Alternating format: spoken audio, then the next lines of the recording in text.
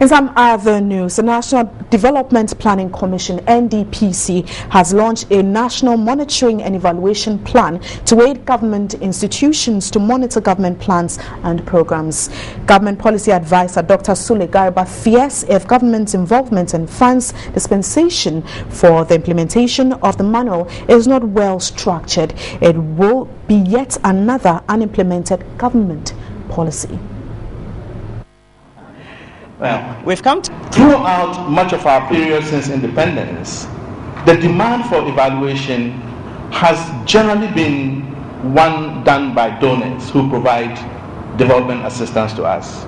We have rarely had the opportunity as a country to demand that evidence by ourselves and for ourselves. And so the point that Dr. P.V. Obeng mentioned earlier about the rendering of accountability has tended to be accountability rendered to outside bodies for good reason. Their citizens finance some of the donor projects, and therefore they require evidence about performance or lack thereof to report to their citizens.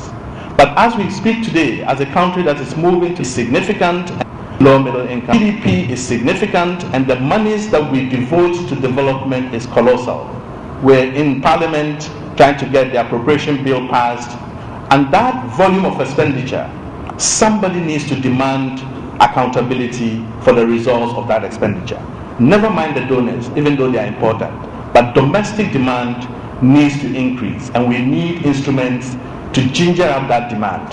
In fact, if you listen to radio stations in Accra, and delivery means performing the task for which you were mandated and actually elected to govern. And in that context, a manual of this nature produced by the National Development Planning Commission is a vital instrument to guide those who collect, analyze, and present evidence about delivery. And so it's a welcome development. If we don't have these institutions systematically supported, then the quality of programming that we do is already flawed even before we started.